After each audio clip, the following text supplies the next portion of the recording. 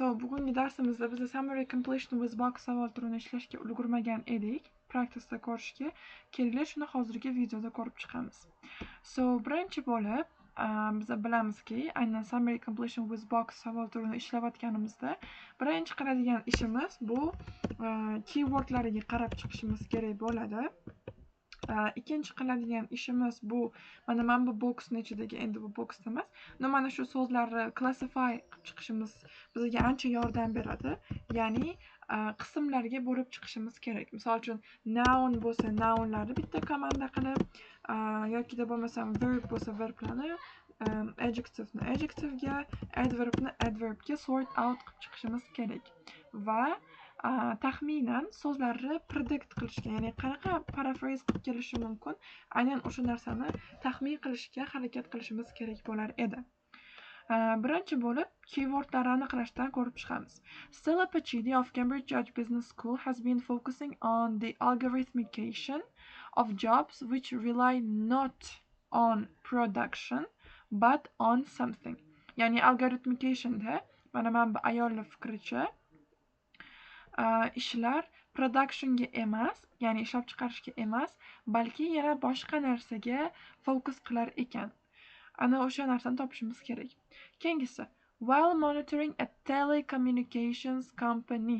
Eng katta so'zimiz bu telecommunication kompaniyasini o'rganib chiqayotganda, ya'ni kuzatayotgan vaqtda Pachidi nimani observe qilibdi? Observed a growing o'sayotgan nimadirni on the recommendations made by AI.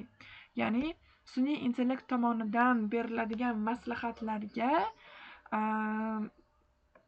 maslahatlarga growing, ya'ni o'sayotgan nimadir ortib borayotgan ekan. Bo'lgan maslahatlarga nimadir ortib borayotgan ekan. So, as workers begin to learn through the algorithm's eyes. Meanwhile, staff are deterred from experimenting and using their own. Ya'ni deterred from degani bu prevent from, ya'ni himoya qilinadi. Nima qilishiga, nima qilmasligi ularga aytiladi. Ya'ni eksperiment qilib ko'rmaslik ishchilarga, ishchi komandaga va o'zlarini nimadirdan foydalanmaslik aytilar ekan staffga. And are therefore prevented from achieving innovation. To avoid the kind of situations which Pachidi observed, researchers are trying to make AI's decision-making process easier to comprehend.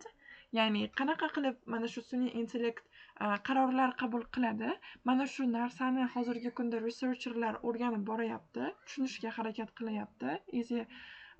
Va to increase users e'tibor beringlar. Bundan keyin bizda noun kelishi kerak. Chunki apostrof bilan kelyapti. Misol uchun people's books yoki children's phones deb kelgan holatga o'xshab, bizda usersdan keyin noun kelishi kerak.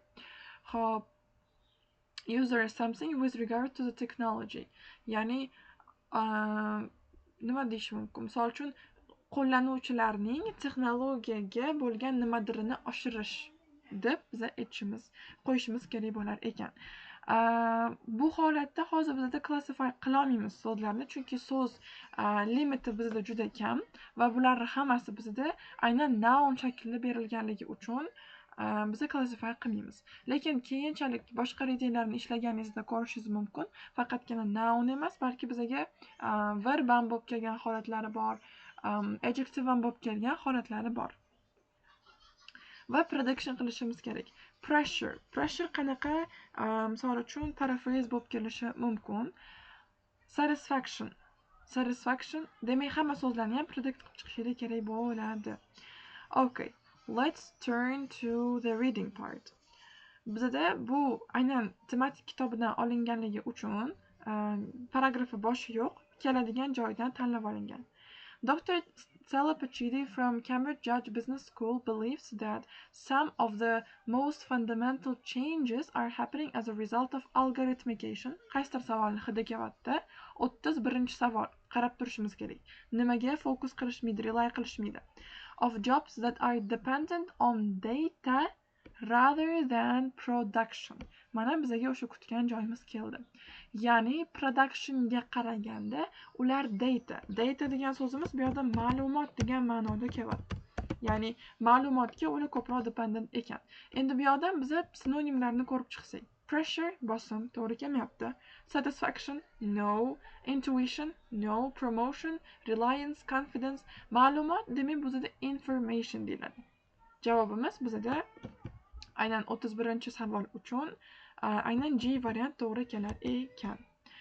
So the correct answer is G. Bu yoqda endi sal osonroq chiqdi. Nimaga? Chunki sizga to'g'ridan to'g'ri sinonimi berildi. Chunki data writing tasdiqlanadi ham bilasiz. Aynan information deb paraphrase qilinadi. Keyingi savol turiga o'tamiz. Algorithms are capable of learning. Hammasini o'qib o'tirmayman. Aynan bu yoqda men bekordan bekorga 32-savolga telecommunications companyni chizmadim. Chunki men bu passagedan butun telecommunications degan so'zni yoki telekom degan so'zni qidirishim kerak. Va u narsa bizda aynan mana bu another issue deb boshlangan paragrafdan hidi kelyapti. Shu yerdan o'qishni boshlaymiz. Va telecommunication kompaniyalar aynan AI tomonidan qilinayotgan tavsiyalarga oshib borayotgan nimadirni observe qildi mana shu PhD. So, but these enhancements are not without consequences. If routine cognitive tasks are taken over by AI, how do professions develop their future experts? One way of learning about a job is legitimate peripheral participation. A novice, bu yoqda bizga gap ketgani yo'q, result haqida hali. Prosta shu narsalarni o'rganish mumkin deb aytib ketyapti.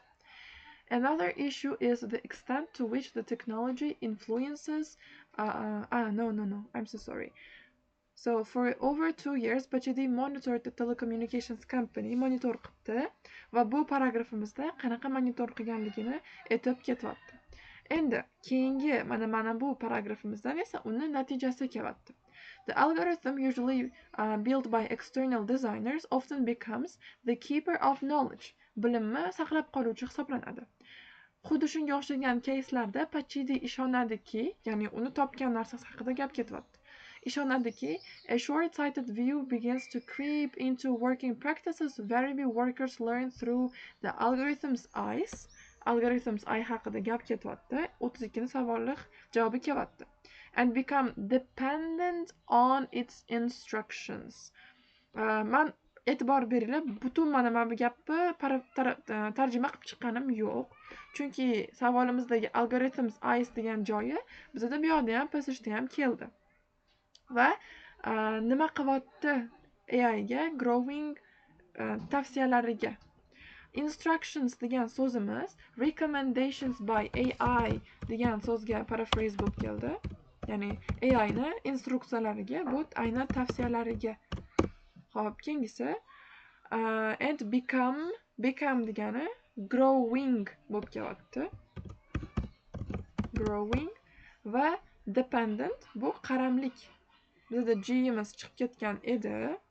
G'imiz bizga kerak emas. Pressure bosimmi? No. Satisfaction qoniqish? No. Intuition to'g'ri kelmaydi va reliance degan aynan so'zimiz bizga bu variantga to'g'ri keladi. Qaram bo'lib qolishyapti, bog'liq bo'lib qolishyapti degan ma'noda keldi javobimiz. Keyingisi. So, endi staff nima qilmaslikni oldini olar ekan. So let's continue reading. Pachidi and colleagues even observed people developing strategies to make the algorithm work to their own advantage. O'zini foydasi uchun ishlatishga harakat qilar ekan. We are seeing cases where workers feed the algorithm with false data. Bu bizga kerak emas. Stafflar haqidagi gap ketgan paragraf kerak bizga. So it's scenarios like these that many researchers are working to avoid. Many researchers, demak mana bu yerda aytilyapti. Ya'ni prevent qilishmoqchi. Their objective is to make AI technologies more trustworthy and transparent so that organizations and individuals understand how AI qanaqa qilib decision qilishini bilmoqchi ekan. In the meantime, says, we need to make sure we fully understand the dilemmas that this new world raises regarding expertise.